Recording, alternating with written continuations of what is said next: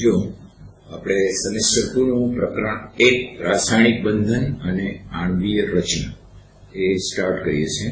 આમાં જે મારે પોઈન્ટ્સ લેવાના છે ફર્સ્ટ પાર્ટના એકમાં આપણે આયનિક બંધની ચર્ચા કરીશું, પછી સ્ફટિક લેટાઇસ એન્થાલ્પી સ્ફટિક. હવે આપણે આયનિક બંધ જોઈએ. તમે જાણો છો કે આવર્ત કોષ્ટક હું તમને અહીંયા સ્ક્રીન પર બતાવું છું. જો પેલા આવર્ત કોષ્ટક થોડુંક સમજી લેશો તો તમને બહુ જ મજા આવશે. આ આવર્ત કોષ્ટક આપણે સેમેસ્ટર 1 માં ત્રીજો લેસન, થર્ડ લેસન એમાં કરેલું. મેં તમને યાદ પણ રાખવાનું કહ્યું હતું કે આટલા તત્વો કયા, એક પહેલી હરોળ H અને He, આ પહેલી હરોળ જેમાં ફક્ત બે જ તત્વો છે. એને પહેલો આવર્ત પણ કહે છે. જો અહીંયા એક લખેલું છે એ પહેલા આવર્તના આ એક અને બીજું તત્વ He. હવે બીજો આવર્ત અથવા બીજી હરોળ Li, Be, BC, NO, F અને Ne અને વચ્ચે આ ખાલી જગ્યાઓ રાખી છે. એ ખાલી જગ્યા આપણે પેલા ડી બ્લોકના તત્વો માટે છે, એ આપણે જોઈએ છીએ પછી ટૂંકમાં. બીજી હરોળમાં Li, Be, BC, NO, F, Ne. બરાબર. પછી હવે હરોળ યાદ નથી રાખવાની. હરોળો ફક્ત બે, H અને He, અને બીજી હરોળ Li, Be, BC, NO, F અને Ne. અને પછી તમારે સમૂહો કરવાના.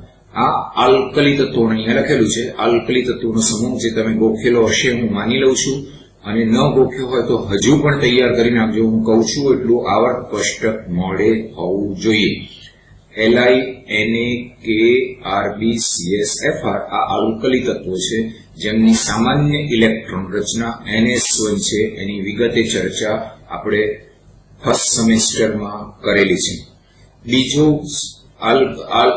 સમૂહ છે આલ્કલાઇન અર્થ તત્વો. અહીંયા લખેલું છે આલ્કલાઇન અર્થ તત્વો Be, Mg, Ca, Sr, Pa, Ra alkaline earth તત્વો. આ બંને સમૂહો એટલે કે આલ્કલી તત્વો અને આલ્કલાઇન અર્થ તત્વો જેને S બ્લોકના તત્વો કહેવાય, એકનો અભ્યાસ તમે ફર્સ્ટ સેમેસ્ટરમાં કર્યો છે. આની સામાન્ય ઇલેક્ટ્રોન રચના છે NS2, NS1, NS2. હવે બોરોન સમૂહ. આ બોરોન સમૂહ અને કાર્બન સમૂહ, બોરોન સમૂહ અને કાર્બન સમૂહ તમારે આ સેમેસ્ટરમાં ભણવાનો આવશે. ત્રીજા સેમેસ્ટરમાં નાઇટ્રોજન સમૂહ, ઓક્સિજન સમૂહ, હેલોજન સમૂહ અને નિષ્ક્રિય વાયુઓ આ ત્રીજા સેમેસ્ટરમાં આવશે. અને ચોથા સેમેસ્ટરમાં તમારે સંક્રાંતિ તત્વો એટલે કે ડી બ્લોકના તત્વો Sc થી Zn સુધીના આ ચોથા સેમેસ્ટર વાળા છે. આપણે જો આવર્ત કોષ્ટક અત્યારથી તૈયાર કર્યું હોય, પહેલા સેમેસ્ટરમાં ન કર્યું હોય, એ લોકોને મારી ખાસ સૂચના છે કે આટલું આવર્ત કોષ્ટક મોડે કરે. કેટલું ફરીથી કહું છું. એક H, He પહેલી હરોળ, Li થી Ne બીજી હરોળ, પછી સમૂહો કરવાના. આલ્કલી તત્વોનો સમૂહ જેની સામાન્ય ઇલેક્ટ્રોન રચના NS1, આલ્કલાઇન અર્થ તત્વો સમૂહ નંબર 2 આલ્કલાઇન અર્થ તત્વો Abe, Mg, Ca, Sr, Pa, Ra ગોખી નાખવાના. પછી બોરોન સમૂહ Bal, Ga, Intl એ બોરોન સમૂહના તત્વો છે. 13મો સમૂહ છે અને એની સામાન્ય રચના છે NH2NP1. પછી નેક્સ્ટ કાર્બન સમૂહના તત્વો છે. આ કાર્બન સમૂહના તત્વો એની સામાન્ય ઇલેક્ટ્રોન રચના NS2NP2. જો એક એક ક્રમમાં આગળ વધીએ છીએ. નાઇટ્રોજન સમૂહના તત્વો બરાબર, એની સામાન્ય ઇલેક્ટ્રોન રચના NS2NP3. પછી 16મો સમૂહ છે ઓક્સિજન સમૂહ. પહેલા તત્વ પરથી જ નામ છે ઓક્સિજન સમૂહ OSSEEPO, જેની સામાન્ય ઇલેક્ટ્રોન રચના છે NH2NP4. હેલોજન સમૂહ 17મો FClBri80, જેની સામાન્ય ઇલેક્ટ્રોન રચના છે NH2NP5. બરાબર. જો આ NS1 છે, આની સામાન્ય ઇલેક્ટ્રોન રચના છે NS1. આની સામાન્ય ઇલેક્ટ્રોન રચના છે NaS2, આની શું છે NaS2nP1, આની NaS2nP2, આ NaS2nP3, આ NaS2nP4, NaS2nP5 અને નિષ્ક્રિય તત્વોની સામાન્ય ઇલેક્ટ્રોન રચના NaS2nP6.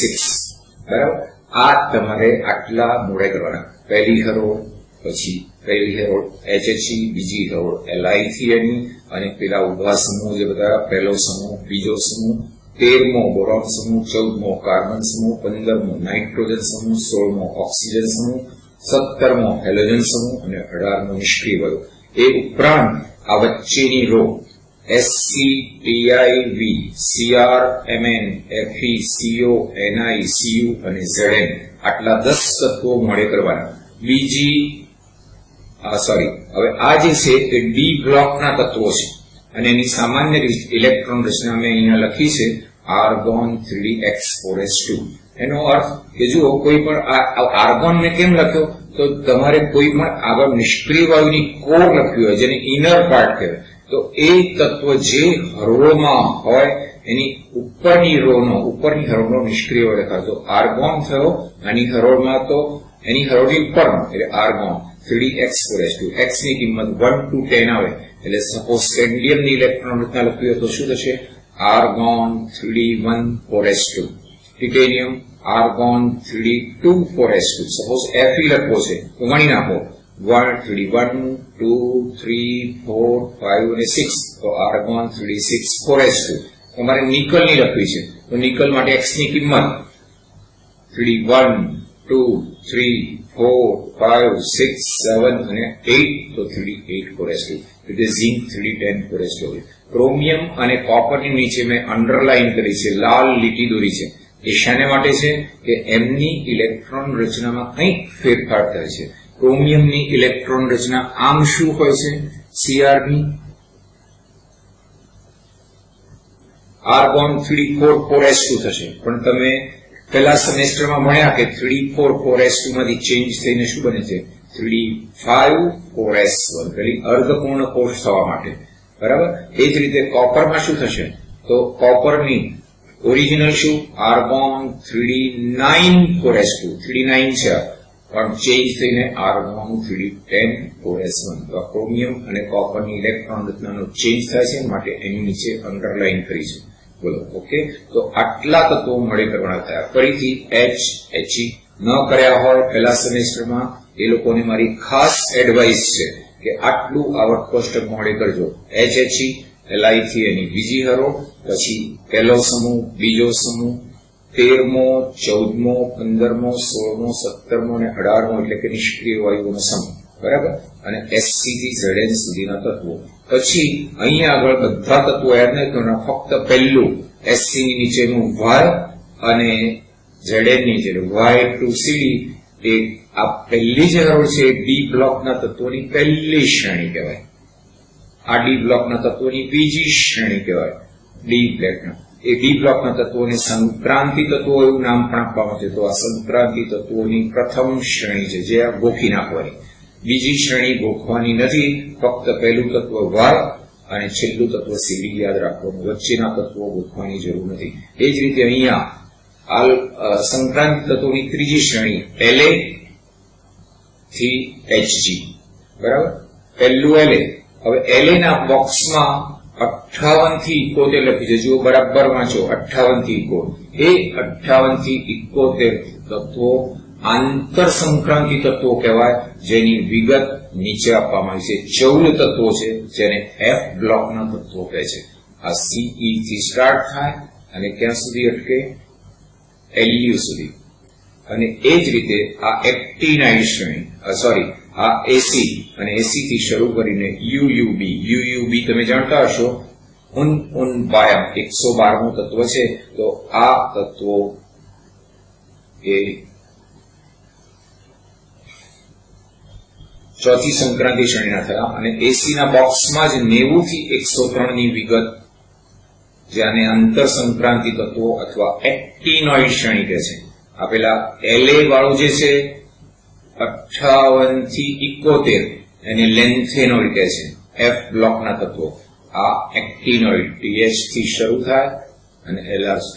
નામ લેન્થેનોઇડ તત્વો છે, એમાં La આવતું જ નથી, પણ La ના ગુણધર્મો આ F બ્લોકના તત્વોને મળતા આવે છે, એટલે એનો અભ્યાસ ત્યાં કરવામાં આવે છે. એવી રીતે એક્ટિનોઇડ, એસી પરથી એક્ટિનોઇડ શ્રેણી એવું નામ આપ્યું છે. હવે આટલું આવર્ત કોષ્ટક મોડે હોય તો કોઈ પણ તત્વની જયારે ઇલેક્ટ્રોન રચના લખીને જવાબ લખવાનો હોય ત્યારે આપણને બહુ સહેલું પડે. દાખલા તરીકે હું કહું કે SI એની ઇલેક્ટ્રોન રચના શું, તો તમે આવર્ત કોષ્ટક આ ગોખેલું આવર્ત કોષ્ટક તમારે શું કરવાનું, આન્સર બુકમાં લાસ્ટ પેજ ઉપર લખી નાખવાનું. 18 બોક્સ પાડી દેવાના, 18 ઉભી લીટીઓ, 18 ખાના, પહેલો બીજો 18 સમૂહ છે ને તો 18 અને એક 19 રાખજો અહીંયા સમૂહોને આવર્ત લખવા માટે. તો 19 ખાના કુલ ડ્રો કરવાના. એમાં પહેલો બીજો ત્રીજો ચોથો એમ નંબર આપી દેવાના, બરાબર. પછી તમે યાદ કરેલા સમૂહ લખી નાખો. પહેલા સમૂહમાં, બીજા સમૂહમાં, 13માં, 14માં, 15માં, 16માં, 17માં અને 18માં એમાં તત્વો લખી નાખો. પછી વચ્ચે SC થી ZN એ 10 તત્વો લખી નાખો. અને પછી નીચે શું લખશો, NS1 આની, NS2 આની શું લખશો, NS2 NP1, NS2 NP2, NS2 NP3, NS2 NP4, NS2 5, NS2 NP5 અને NS2 NP6, બરાબર. હવે સપોઝ સિલિકોનની રચના જોઈએ છે તો સિલિકોન જોવાનું, બરાબર. આ સિલિકોન. હવે સિલિકોનમાં શું છે કે એ ક્યાં છે, 14મા સમૂહની કોમન રચના NH2 NP2 છે. હવે સિલિકોનની હરોળ કઈ છે જુઓ, આ કઈ હરોળ કહેવાય, કાર્બન વાળી બીજી હરોળ. HHE એ પહેલી હરોળ છે, એટલે આ 2 3 તો n ની કિંમત 3 લો, 3s2 3p2, તમને ઇલેક્ટ્રોન રચના મળી ગઈ સીધી. સપોઝ આર્સેનિક ની જોઈએ છે તો શું થશે, કઈ હરોળમાં છે, આ 2 3 અને ચોથી હરોળમાં તો 4s2 4p3. એ ભૂલતા નહીં કે HHE પહેલી હરોળ છે, એટલે આ LiBeCNOF અને Ne એ બીજી હરોળના તત્વો છે. તમારે Te ની ઇલેક્ટ્રોન રચના જોઈએ છે તો Te નું સ્થાન ખબર છે તમને. હવે કઈ હરોળમાં છે, 2 3 4 અને 5મી હરોળમાં તો 5s2 5p4, n ની કિંમત 5 લેવાની. Rn ની રચના જોઈએ છે તો શું થશે, કઈ હરોળમાં છે, તો જો આ પહેલી, બીજી, ત્રીજી, ચોથી, 5મી અને 6ઠી તો 6s2 6p6, n ની કિંમત 6 લેવાની. એ જ રીતે મેં તમને આમાં બતાવ્યું કે x ની કિંમત નક્કી કરવાની રહી, Fe તો Fe જુઓ આ 3d1 3d2 3d3 3d4 3d5 અને 3d6, R1 3d6 4s2. Na ની જોઈએ છે તો એની કઈ હરોળમાં છે, ત્રીજી હરોળમાં છે તો 3s1. SR જોઈએ છે કઈ હરોળમાં છે, આ 2 3 4 અને 5મી હરોળમાં છે. જો 5મી અહીંયા લખેલી પણ છે તો 5મી હરોળ એટલે 5s2. તો આટલું આવર્ત કોષ્ટક મોડે હોય તો તમને ઇલેક્ટ્રોન રચના કોઈ પણ તત્વની લખતા આવડે અને ઇલેક્ટ્રોન રચનાને આધારે જે જવાબો હોય એ લખવાના ઘણા સહેલા પડે. આ આવર્ત કોષ્ટકની ઇમ્પોર્ટન્સ.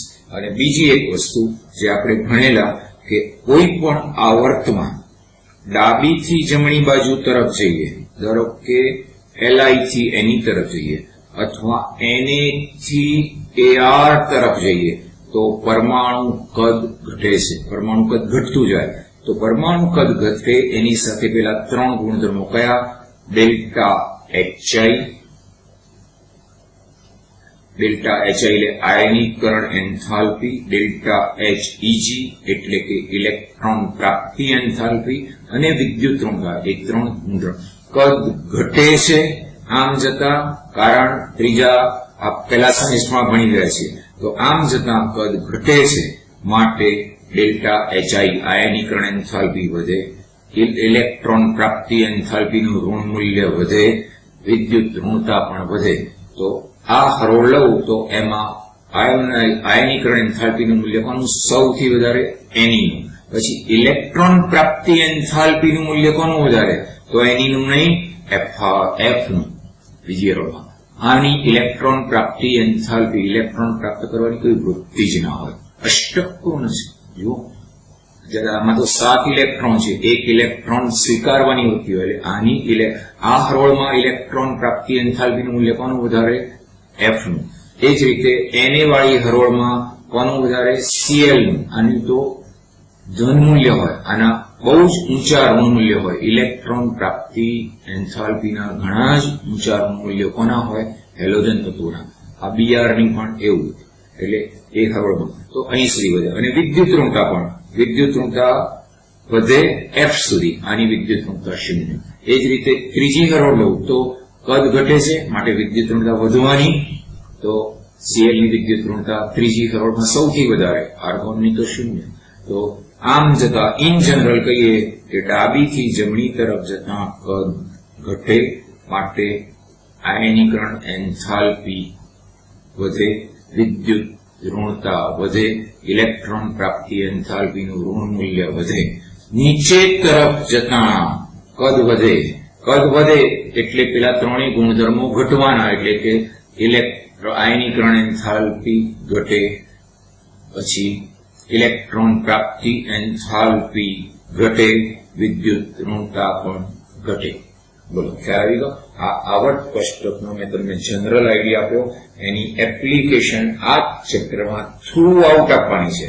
વળી એક વસ્તુ, આ H નું સ્થાન અહીંયા બે જગ્યાએ દર્શાવ્યું છે, અહીં પણ દર્શાવ્યું છે, અહીં પણ દર્શાવ્યું. તમે હાઇડ્રોજનના ચેપ્ટરમાં ભણ્યા કે H નું આવર્ત કોષ્ટકમાં સ્થાન બહુ વિવાદાસ્પદ છે. કેટલાક ગુણધર્મો આલ્કલી તત્વોને મળતા આવે છે, એટલે ત્યાં મુકાય, એનાથી જુદો પણ પડે છે. એ જ રીતે H હેલોજન તત્વોને પણ મળતો આવે છે, એટલે ત્યાં મૂકી શકાય, અને તેનાથી જુદા પણ બતાવે છે અમુક બાબતોમાં, એટલે ત્યાં ન પણ મુકાય. એટલે આ બહુ ચર્ચાસ્પદ. આ H મેં જે અહીંયા મૂક્યો છે એ તેનું વિદ્યુત ઋણતા મુજબનું સ્થાન છે. તેની વિદ્યુત ઋણતા B કરતા સહેજ વધારે, પણ C કરતા સહેજ ઓછી છે. એની વિદ્યુત ઋણતાનું મૂલ્ય B અને C ની વચ્ચે ક્યાંક છે. એટલે મેં આ જે સ્થાન બતાવ્યું છે એ વિદ્યુત ઋણતા મુજબનું છે. આ આવર્ત કોષ્ટકનો જનરલ અભ્યાસ તો આ જે છે એમાં લાસ્ટ ઇલેક્ટ્રોન S માં જાય છે, માટે પહેલા અને બીજા સમૂહના તત્વોને S બ્લોકના તત્વો કહે છે. 13, 14, 15, 16, 17 અને 18મો સમૂહ એને P બ્લોકના તત્વો કહે છે, કારણ કે છેલ્લો ઇલેક્ટ્રોન P કક્ષકમાં દાખલ થાય છે. અને આ વચ્ચે છે એ D બ્લોકના તત્વો છે. એની પહેલી શ્રેણી, એની બીજી શ્રેણી, એની ત્રીજી શ્રેણી, એની આ ચોથી શ્રેણી. તત્વો લખ્યા નથી, યાદ પણ નથી કરવાના. અને આ જે છે એને પેલા ડી બ્લોકના હતા ને, તો આ F બ્લોકના તત્વો કહે છે. 14 તત્વો, 58 થી 71, 90 થી 103 એ F બ્લોકના તત્વો છે. બરાબર? તો SEDF પ્રમાણે આમનું સંક્રાંતિ તત્વો નામ આપ્યું છે. તો આ બે લેન્થેનોઇડ્સ અને એક્ટિનોઇડ્સ શું કહે છે? આંતર સંક્રાંતિ તત્વો. કેટલીક વાર તમે ટેક્સ્ટમાં જોશો તો આ ઇલેક્ટ્રોન રચના પેલા ક્રોમિયમ અને કોપરને ખ્યાલમાં રાખીને લખેલી હોય છે. એટલે આર્ગોન 3D 1 to 10 લખે અને 4s 1 2. પણ આપણે આમ જનરલ યાદ રાખીશું તો વાંધો નથી. ક્રોમિયમ કોપરનો ખ્યાલ રાખવાનો. બરાબર? અચ્છા, હવે ધારો કે Na છે, એની ઇલેક્ટ્રોન રચના મારે બીજી 3s1 છે ને, આમ તો પણ નિષ્ક્રિય એની કોર વાળી લખવી હોય તો શું લખાય? તો એની જે હરોળ છે એની પ્રીવિયસ માં કોણ છે? નિયોન. તો એની રચના શું થશે? Neon 3s1. મેગ્નેશિયમ ની લખવી હોય તો નિયોન 3s2. ક્લોરીન ની લખવી હોય તો નિયોન 3s235. 3s235 છે. પ્રીવિયસ રો માં ઇનર્ટ ગેસ કયો છે? નિયોન. તો નિયોન 3s235. ફ્લોરીન ની શું થશે? Helium 2s225. ઓક્સિજન જોઈએ છે તો નિષ્ક્રિય વાયુ કોર કઈ? હિલિયમ. અને શું આવશે? 2s224. તો આ રીતે તમે પછી બીજા પ્રશ્નો ધારો કે નાઇટ્રોજન, એમાં એની ઇલેક્ટ્રોન રચના શું છે? NS2 2s2 2p3 છે. એટલે બાહ્યતમ કોષમાં કેટલા ઇલેક્ટ્રોન થયા? 2 અને 3 5. આની બાહ્યતમ કોષમાં તો NH2np5 એટલે 7. આનું NH2np6 એટલે અષ્ટક પૂર્ણ છે. આ 3 હોય એમાં. આની બહિર્તમ કક્ષામાં એક જ હોય, આમાં 2 હોય, આમાં 3. NH2np1 3 થયા, NH2np2. તો એ રીતે ઇલેક્ટ્રોન મળે. બહિર્તમ કક્ષાના ઇલેક્ટ્રોન એ પેલા ઘણા ગુણધર્મો માટે જવાબદાર હોય. તો આ આવર્ત કોષ્ટકનો મેં તમને આઈડિયા આપ્યો. હું ઉદાહરણ તરીકે લઉં છું NaCl. NaCl નું ઉદાહરણ લઉં છું. બરાબર? આ NaCl કઈ રીતે બને છે? તો જુઓ, Na પરમાણુ, એની ઇલેક્ટ્રોન રચના તમે આવર્ત કોષ્ટકમાંથી રિફર કરી લેજો. 3s1 બરાબર. અને ક્લોરીનની ઇલેક્ટ્રોન રચના Ne3s2 3p5. આની બહિર્તમ સંયોજકતા કોષમાં 1 ઇલેક્ટ્રોન છે, ત્રીજી કક્ષામાં 1. આની સંયોજકતા કોષમાં 7 ઇલેક્ટ્રોન છે. આને જો અષ્ટક પ્રાપ્ત કરવું હોય એટલે બહિર્તમ કક્ષામાં 8 ઇલેક્ટ્રોન જોઈતા હોય તો એના પાસે 2 રસ્તા છે. કાં તો એ 7 ઇલેક્ટ્રોન આની પાસેથી મેળવી લે તો અષ્ટક થઈ જાય, 3s2 3p6 બની જાય. અને આ 7 ગુમાવે એટલે આની રચના એની જેવી થાય, એટલે એ બી અષ્ટક પ્રાપ્ત કરી લે. પણ એક બીજો રસ્તો બી છે. સપોઝ એને 1 ઇલેક્ટ્રોન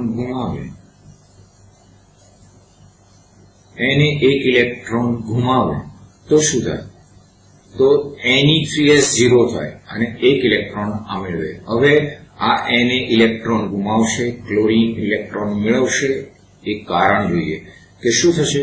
આનો ડેલ્ટા HI, જો હું 3 ગુણધર્મો અહીંયા લખી નાખું છું, આવર્તમાં ડાબી બાજુથી જમણી બાજુ તરફ જતા પરમાણુ કદ ઘટે માટે ડેલ્ટા HI આયનીકરણ એન્થાલ્પી, ઇલેક્ટ્રોન પ્રાપ્તિ એન્થાલ્પીનું ઋણ મૂલ્ય અને વિદ્યુત ઋણતા વધે.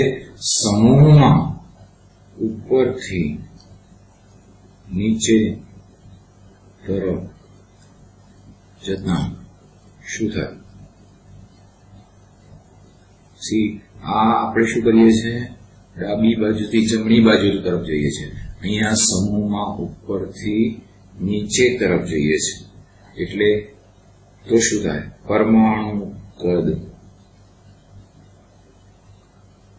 વધે માટે ડેલ્ટા HI, ડેલ્ટા HEG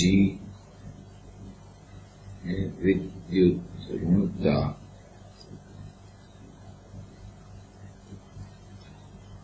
ઘટે.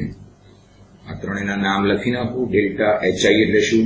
આયનીકરણ એન્થાલ્પી, આ ઇલેક્ટ્રોન પ્રાપ્તિ એન્થાલ્પી અને વિદ્યુત ઋણતા એટલે કે તત્વની ઇલેક્ટ્રોન આકર્ષણની વૃત્તિ. આટલું તમને ખ્યાલ આવવું જોઈએ. આવર્ત કોષ્ટક પરથી મેં આ 2 ઇલેક્ટ્રોન રચનાઓ લખી. હવે ડેલ્ટા HI નું મૂલ્ય આ Na નું કેવું છે?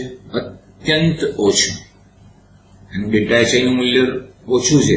જો આમ જતા ડેલ્ટા HI શું થયો છે? વધે છે. એટલે ડેલ્ટા HI Na નું કેવું ઓછું ને, તો એ સહેલાઈથી ઇલેક્ટ્રોન ગુમાવશે. તો આ ઇલેક્ટ્રોન ગુમાવે છે, માઇનસ ઇલેક્ટ્રોન. તો શું બની જાય? Na+1 બને અને બાકી શું રહેશે? Neon 3s0. બરાબર. તો એને 1 ઇલેક્ટ્રોન ગુમાવીને એને પ્લસ બન્યો. આ ગુમાવેલો ઇલેક્ટ્રોન ક્લોરીન લઈ લેશે. ક્લોરીન 1 ઇલેક્ટ્રોન મેળવે એટલે શું બને? Cl-1 એટલે એની ઇલેક્ટ્રોન રચના થશે Ne3s2 3p6. જો આનું અષ્ટક થઈ ગયું, આનું બી અષ્ટક એની જેવું થઈ ગયું. આ Ne3s2 3p6 એટલે એકચ્યુઅલી શું થઈ ગયો? એ આર્ગોન જેવી ઇલેક્ટ્રોન રચના પ્રાપ્ત કરી લીધી. તો આને ઇલેક્ટ્રોન ગુમાવીને અષ્ટક પ્રાપ્ત કર્યું, આને ઇલેક્ટ્રોન મેળવીને પ્રાપ્ત કર્યું. બરાબર. હવે તમને પ્રશ્ન થાય કે આ એને 7 ઇલેક્ટ્રોન મેળવે તો બી એનું અષ્ટક પૂરું થાય. તો આ 7 મેળવે ને આ 7 ગુમાવે. આ 7 મેળવે એટલે શું બને? Na-7 બને અને Cl+7 બને. તો એવું કેમ નહીં થતું હોય? તો એનું કારણ આ ડેલ્ટા HI અને ડેલ્ટા HEG ના મૂલ્યો. ડેલ્ટા HI Na નો કેવો છે? અત્યંત નીચો, એટલે આ એની હરોળમાં સૌથી ઓછો અને માટે તે સહેલાઈથી ઇલેક્ટ્રોન ગુમાવે એટલે એ ઇલેક્ટ્રોન ગુમાવીને અષ્ટક પ્રાપ્ત કરશે. ક્લોરીનનો ડેલ્ટા ઇલેક્ટ્રોન પ્રાપ્તિ એન્થાલ્પીનું મૂલ્ય ઘણું જ ઊંચું છે માટે તે ઇલેક્ટ્રોન મેળવશે સહેલાઈથી. એટલે આને ગુમાવેલો ઇલેક્ટ્રોન આ લઈ લેશે અને -1 બને. તો જ્યારે બે તત્વો વચ્ચે આયોનિક બંધ એટલે શું? આ શું બન્યું છે? ધન આયન બન્યું. ધન આયન. આ શું બન્યું છે? Cl ઋણ આયન. ધન આયનને ઇંગ્લિશમાં કેટાયન કહે છે અને ઋણ આયનને એનાયન કે છે. તો કેટાયન અને એનાયન. તો અને બે વચ્ચેનો બંધ વિરુદ્ધ વીજભાર વાળા આયનો છે, પ્રબળ આકર્ષણ હોય એ આયનિક બંધ બને. એટલે આયનિક સંયોજનોના ગલન બિંદુ ઉત્કલન બિંદુ પણ ઊંચા હોય, કારણ કે વિરુદ્ધ વીજભાર વાળા આયનો વચ્ચે પ્રબળ આકર્ષણ હોય, તો આયોનિક બંધ બને. આ આયોનિક બંધ ક્યારે બને? તો એક તત્વ એવું હોય કે જેનો ડેલ્ટા HI નીચો હોય, અને બીજું તત્વ એવું કે જેનો ડેલ્ટા HEG એટલે ઇલેક્ટ્રોન પ્રાપ્તિ એન્થાલ્પીનું મૂલ્ય હાઈલી નેગેટિવ હોય, તો એ બે વચ્ચે આયોનિક બંધ બને. બીજા શબ્દોમાં કહીએ તો જ્યારે બે તત્વો વચ્ચે વિદ્યુતનુતાનો તફાવત મોટો હોય, જુઓ એને આવર્ત કોષ્ટકમાં ક્યાં છે? એકદમ લેફ્ટ હેન્ડ સાઈડ ઉપર, અને ક્લોરીન આ બાજુ છે, તો એ બે વચ્ચે વિદ્યુતનુતાનો તફાવત કેવો થવાનો? મોટો તફાવત થશે. તો એમની વચ્ચે આયોનિક બંધ. આયોનિક બંધમાં શું થાય? ઇલેક્ટ્રોનની હેરફેરથી અષ્ટક પ્રાપ્ત થાય. એને એક ઇલેક્ટ્રોન ગુમાવે, Cl મેળવે. બે ઇલેક્ટ્રોનની પણ હેરફેર થતી હોય. આપણે આ સાદું ઉદાહરણ લીધું છે NaCl. બોલો, આયોનિક બંધનો ખ્યાલ આવી ગયો. આપણે એક બીજું ઉદાહરણ લઈએ આયોનિક બંધનું. હું મેગ્નેશિયમ ક્લોરાઇડ લઉં છું.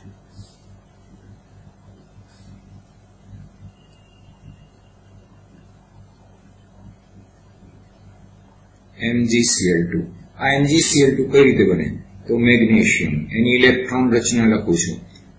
આવર્ત કોષ્ટકમાંથી તમે જોઈ લેજો, Ne3s2. ક્લોરીનની તો તમે જાણો છો, Ne3s2 3p5. બરાબર.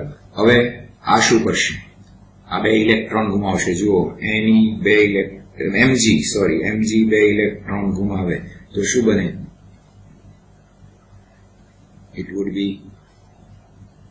Mg+2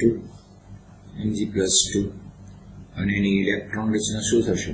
It would be Ne, અને બે ઇલેક્ટ્રોન ગુમાવી દેવા છે, 3s0. આ +2 બની ગયો. હવે ક્લોરીનને તો જોઈએ છે એક જ ઇલેક્ટ્રોન, તો શું કરશે? ચલો, આ ક્લોરીન તો એક ઇલેક્ટ્રોન લઈ લેશે. જાણે બે છૂટા પડ્યા છે અહીંથી, અને બે ગુમાવ્યા છે, તો આ એક ઇલેક્ટ્રોન લઈ લીધો, એટલે Cl- બને, અને ઇલેક્ટ્રોન રચના થઈ જાય Ne3s2 3p6. તો પાછો એક બીજો ક્લોરીન પણ આવશે, એ બી 3s2 3p5 છે, એ ઇલેક્ટ્રોન લેશે. એટલે એક મેગ્નેશિયમ બે ગુમાવે છે, ક્લોરીન એક મેળવે છે, બીજો ક્લોરીન પાછો એક બીજો ઇલેક્ટ્રોન મેળવી લેશે.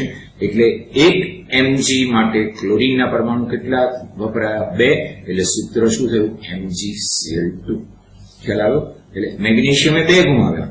એવી રીતે એલ્યુમિનિયમ હોય તો 3 ગુમાવે, અને ક્લોરીનને જોઈતો હોય એક જ, તો સૂત્ર શું થશે? બોલો, AlCl3. રાઈટ? એ પણ આયોનિક સંયોજનમાં હોય છે. તો અરુણાયન બન્યો હતો, આયોનિક થઈ. બોલો, ખ્યાલ આવી ગયો? ત્રીજું એક ઉદાહરણ લઉં કે પોટેશિયમ ઓક્સાઇડ લઉં છું, K2O. પોટેશિયમની ઇલેક્ટ્રોન રચના આવર્ત કોષ્ટકમાંથી જોઈ લેવાની. Argon 4s1. બરાબર. ઓક્સિજનની ઇલેક્ટ્રોન રચના શું થશે? It would be helium 2s2 2p4. બરાબર. હવે આને અષ્ટક માટે શું કરવું છે? એક ઇલેક્ટ્રોન ગુમાવશે, તો પોટેશિયમ એક ઇલેક્ટ્રોન ગુમાવે છે, માઇનસ ઇલેક્ટ્રોન, K+ ધન આયન બન્યો, ઇલેક્ટ્રોન રચના થઈ ગઈ આર્ગોન જેવી 4s0. હવે ઓક્સિજનને તો 2 જોઈએ છે, તો એ 2 લેશે. બરાબર. આને ગુમાવ્યો છે એક ને, તો એક બીજો પોટેશિયમ પણ એક ઇલેક્ટ્રોન ગુમાવશે, અને આ 2 ઇલેક્ટ્રોન મેળવે O-2 બને, અને ઇલેક્ટ્રોન રચના થઈ જશે Hg2s2 2p6. એ 2 ઇલેક્ટ્રોન એને જોઈએ છે, તો એક બીજો પોટેશિયમ પણ એક ઇલેક્ટ્રોન ગુમાવશે, અને સંયોજન બની જશે. એટલે સંયોજનનું સૂત્ર શું થવાનું? K2O. આ K2O નું આયનીકરણ લખું તો શું લખાય? 2K++O -2. MgCl2 નું આયનીકરણ લખવું હોય તો શું લખાશે? MgCl2 giving Mg 2+ + 2Cl-. તો ખ્યાલ આવી ગયો. તો આ આયોનિક બંધની સમજૂતી થઈ ગઈ. હવે સ્ફટિક લેટાઇસ એન્થાલ્પી અને બોર ટેમ્પરેચર ચક્ર ખ્યાલ આવી ગયો ને. આ મેગ્નેશિયમ ક્લોરાઇડ, K2O, NaCl એ સાદામાં સાદું ઉદાહરણ હતું. આપણે કહીએ છીએ કે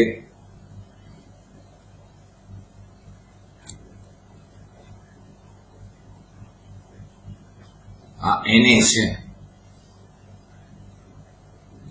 એનો ડેલ્ટા HI નું મૂલ્ય કેવું છે? ઓછું છે. ડેલ્ટા HI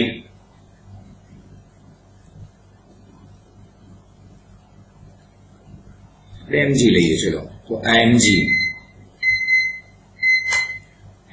એનો ડેલ્ટા HI નીચો છે. ડેલ્ટા HI એટલે શું? 1 મોલ તટસ્થ વાયુરૂપ પરમાણુમાંથી ઇલેક્ટ્રોન દૂર કરવા માટે આપવી પડતી શક્તિ કેવી છે? ઓછી છે. એટલે સહેલાઈથી ગુમાવી દીધો. જ્યારે આની ઇલેક્ટ્રોન પ્રાપ્તિ એન્થાલ્પી વધારે છે એટલે ઇલેક્ટ્રોન મેળવે છે. એ જ રીતે પોટેશિયમ એનો ડેલ્ટા HI ઓછો છે. એની K અને O વચ્ચે તમે જોશો K નું સ્થાન આવર્ત કોષ્ટકમાં આલ્કલી તત્વોમાં અને ઓક્સિજન બે વચ્ચે વિદ્યુત ઋણતાનો તફાવત મોટો થયો એટલે આયોનિક સંયોજન બન્યું. બરાબર. તો